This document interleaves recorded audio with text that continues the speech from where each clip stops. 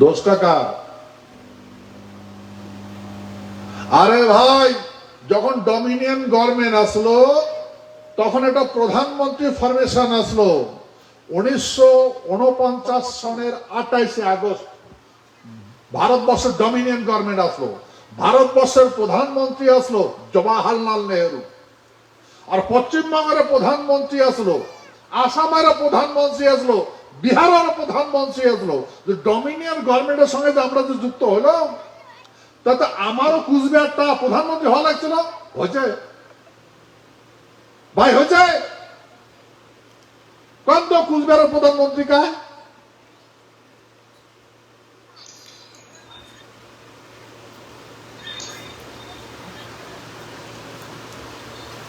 তারপরে ভারত সংবিধান আছে, ডমিনিয়ন গভর্নমেন্ট চলে গেল, ইন্ডিয়ান গভর্নমেন্ট হল। আমার সংবিধান থেকে রাজ্যটা তুলে দিন, আমরা বুঝছি। আমার এখন জেনারেশন মানুষে কয়া বেড়ায় আমরা কায় করে থাকি উড়িয়াছি জুড়ি পড়া মানসি গেলে তোমরা এমন মানসি, তোমরা এমন মানসি, তোমরা এমন মানসি, এমন মানসি। আর ওইটা মানি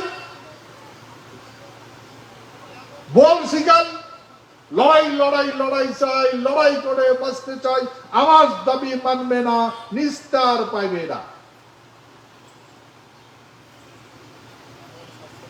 বল শিকাল রে ভাই, আমার মাসিক লোককে শিখিল কমর বান্ধি ঝাপ্পাইতে ঝাপ্পাইতে কয়া বেড়েন। তোমার ডিমান্ড কি ভাই? রাজ্যপাল ছিলেন, রাষ্ট্র ভারত সঙ্গে সামিল হলেন, গণতন্ত্র হল, মহারাজা মালিক আসলো, তোমার মালিক বানিয়ে দিয়ে গেল।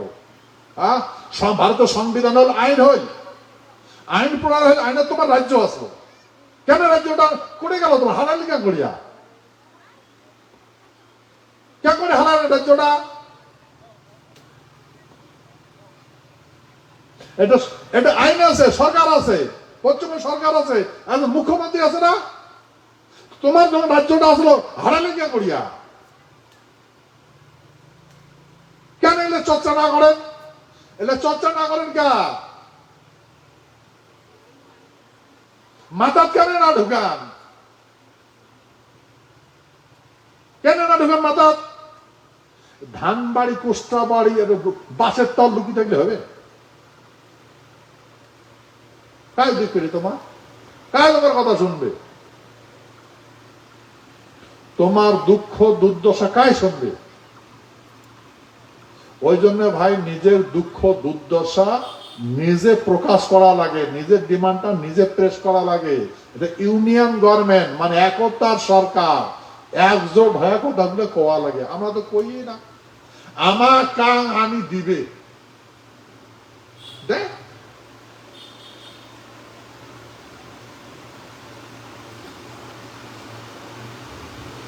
ভাই,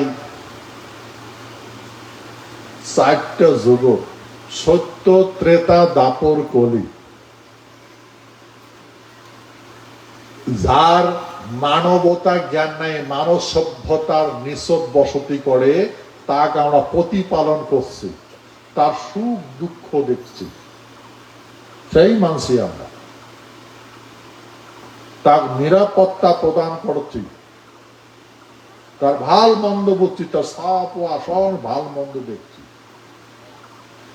কীট পতঙ্গ পশু পাখি সবাইকে আমরা সেবা করছি। আর ভাই এলা তো আমরা মানুষ, মেন আর মেশিনের যুগ। আমার মানুষ এলা আবর্জনা টানিও কাজ না পায়,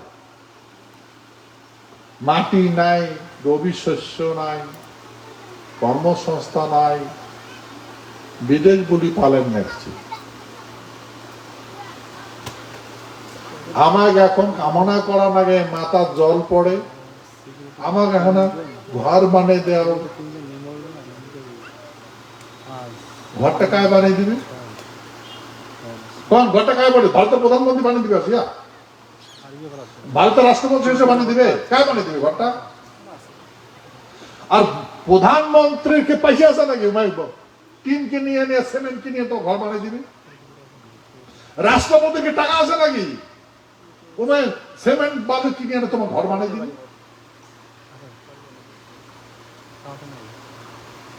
ভাই সেই জন্য ব্যবস্থাপনাটা শিখা লাগে। তোমারে পয়সা তোমাকে দেয়, পয়সা তোমার নিবেন নাইছে তোমরা জানে না, তোমার রেভিনিউ দিবেন ট্যাক্স দিবেন তোমরা জানে না, ফির ট্যাক্স তোমার টাকাটা ফির তোমার ঘুরি পাঠে দেয় তোমরা জানে না, দেওয়া সত্ত্বেও তোমরা দিবেন না, সেই জন্য অ্যাডভান্স কাটি নেয়, আগতে কাটি নেয়, বিফোর লেখা আছে না, before tax including the tax লেখা আছে না? এই যে জিএসটি যে আছে এখন আছে, জিএসটির পয়সা না দিলে তোমার মাল দিবে? জিনিস দাম কত? 50,000 টাকা, জিএসটি 10,000 টাকা। ভাই 50,000 টাকা নেই দিয়েছে, মালটা দিবে? দিবে না। ট্যাক্স দিলে মাল, ওষুধ কিনবার গেলেন ওটা লেখা থাকে ইনক্লুডিং অল ট্যাক্স। তো ভাই ইনক্লুডিং অল ট্যাক্স আছে, তো ট্যাক্সটা বাদ দিয়া মোট ওষুধটার দাম কত ওটা দাও, মানে দিবে? না ভাই তোমারটা দেওয়াই নাকি, ইনক্লুডিং আছে এত এত পাবো, ট্যাক্স না দিই এটা দাও, দিবে না। কত দিবে? কারণ তোমরা যেহেতু ট্যাক্স দিবেন না সেই জন্য ওর ইনক্লুড করা আছে, মানে সংযুক্ত করা আছে এটা না। সেই যে যতই দিবেন কাপড় জামা কাপড় ওষুধপাতি গাড়ি ঘোড়া যেটাই জিনিস নেবেন সেটাতে ট্যাক্স পেড করা আছে। আর এই টাকাটা এই যে এবার হল যে এই সরকারটা টার্মস খতম হল, আরো একটা নতুন করে সরকার হবে 4 তারিখের পরে, যায় জিতবে, শপথ গ্রহণ করবে এরা পরে, তারপরে বাজেট সেশন একটা হবে। ওই বাজেটও তোমরা কত টাকা দিচ্ছেন সেই টাকাটা বাজেট মানে সেই টাকাটা বাজেট করবে, মানে জমা করে ভাগ করবে কোন কোন রাজ্য কত টাকা দেওয়া যায়। তো এমন করি ভাই আমার যেটা টাকা জমা আছে সেই টাকাটা আমাকেই দিবে, আমরা তো গুরুত্বই না দিই। কোর্টে পাঠাবে, আমরা পশ্চিমবঙ্গের মানসি, তো পশ্চিমবঙ্গ পাঠাবে, কোর্টে পাঠাবে পশ্চিমবঙ্গ, পশ্চিমবঙ্গ তোমার যেটা এলাকা আছে সেই এলাকাতে পাঠাবে।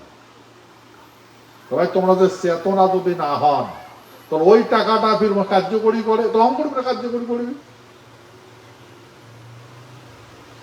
তা ভাই এটা আমার বুঝা লাগবে, কারো কোন নেতার টাকা নয়, এটা তোমার টাকা, তোমার এটা আইছে। সেই জন্য এই জিনিসগুলা ধ্যান দিয়ে শোনা লাগবে, আলোচনা করা লাগবে। যেমন সংসার দেখা লাগে তেমন করিয়া এই সংগঠনও সরকারটাও দেখা লাগে, বুঝা লাগে, মিটিং টিটিং শোনা লাগে, আলাপ আলোচনা করা লাগে, তাহলে সে বিকাশ হবে। ভাই এখন আমরা কোর্টে আসি, কাটতে যাচ্ছি আমরা, ওই রাস্তাটা জানা লাগবে। তা আমার যেখান মাটি আসলো মাটিখান কোর্টে আছে, খুঁজি নেওয়া লাগবে, বেদখল হয়েছে মাটিটা তো দখল ধরা লাগবে। তোমরা যদি হাত গোটায় না করেন